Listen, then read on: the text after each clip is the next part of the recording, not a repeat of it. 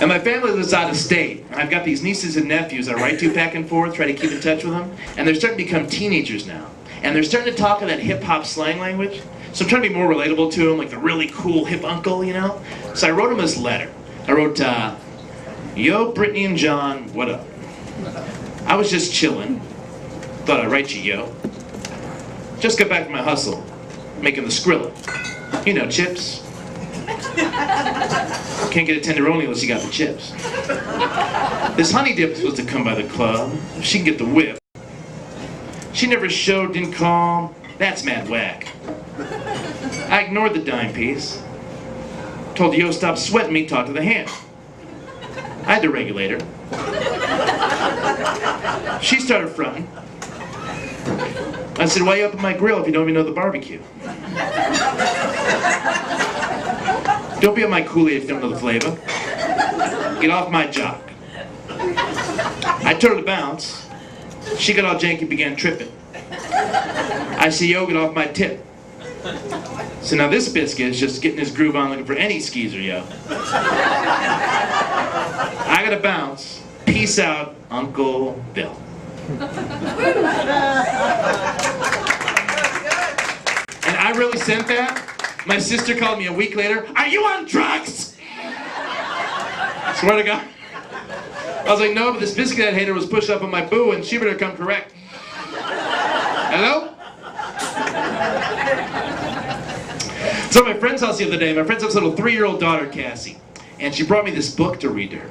Parents of little ones, watch what you read your kids. I started reading this book to this 3-year-old girl in front of her parents. Watch what you read your kids. A squirrel's tale.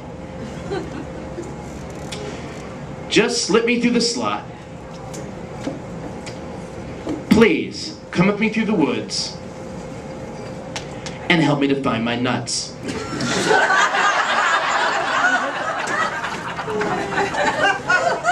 A squirrel woke up after a long nap. I'm hungry, he thought. Now, where did I store my nuts? The squirrel jumped in the nearest tree. Have you seen my nuts? Hello, Mrs. Blackbird. Have you seen my nuts? Try Mr. Owl. Excuse me, Owl. I wonder if you've seen my nuts. The whole book. Like at the back of the book, here are the nuts.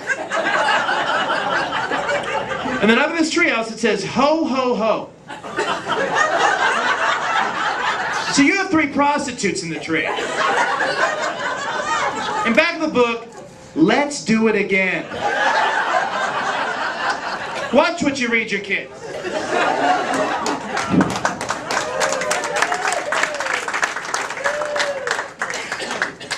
I keep getting these letters in the mail saying that I won these foreign lotteries. Do you guys get that? You won this foreign lottery, send us $20 and you'll get your million. Do you guys get that too, right? You probably get it, you just toss it, right? Throw it away, right? I have a lot of time on my hands. I write back to these people, and this is an actual letter I wrote to them. I put, Dear Prize Notifier, I was so excited to receive the enclosed notification of my winnings, I cannot tell you. I understand that I won $2,500,000, and I look forward to receiving it. Now you asked for a $20 data processing fee. Well, I'm short on funds at the present time. Instead, could you please just send me $2,400,980? I assume you're all legitimate, otherwise it would be mail fraud, which is a felony.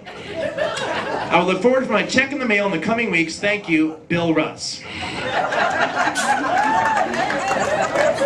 And a few weeks later, I was so shocked because I got the money, and now I do this full time and don't have to work, so it's great. So if you do that, do it, and you know, they sent the money, and it's awesome. I didn't think they would.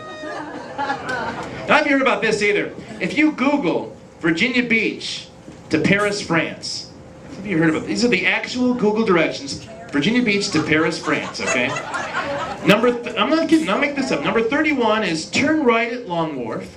I can do that, so turn right at Long Wharf. Now this highlighted part I have here, this is the actual Google directions, number 32. Swim across the Atlantic Ocean, 3,462 miles. Thanks, Google. I'm not making that up.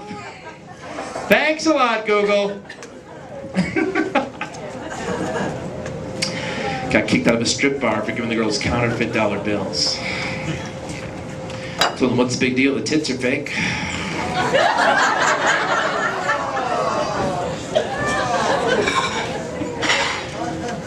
Some friends of mine just found out that they're having an unplanned pregnancy. Yeah, so now they're out shopping for dumpsters. See, as long as it gets a reaction, I'm fine.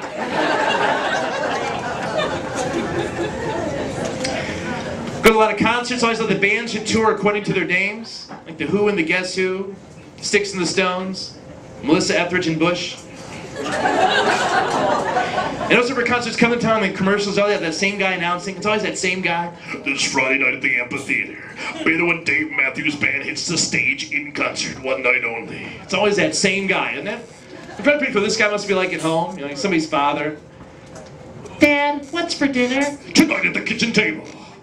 Be there when meat and potatoes hit your plate, followed by a dinner's portion of broccoli and peas. Then the main event, your mother's Jell-O mold. Limited for Jello, but person lunch is available in the backyard. I was listening to the radio the other day and Casey Kasem was on.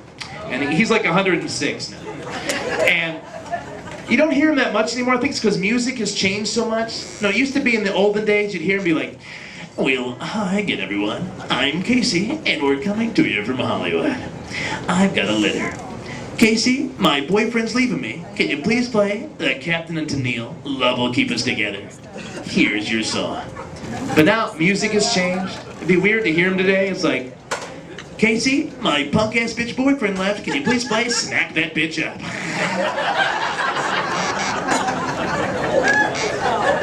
Music's changed. I said earlier I'm a big sports fan. I was watching horse races when they almost had a Triple Crown winner this year, watching the horse race. I love how the horse owners name their horses. You know, here comes Follow That Dream. Here comes Lost in the Fog. I was wondering if they name their kids the same way.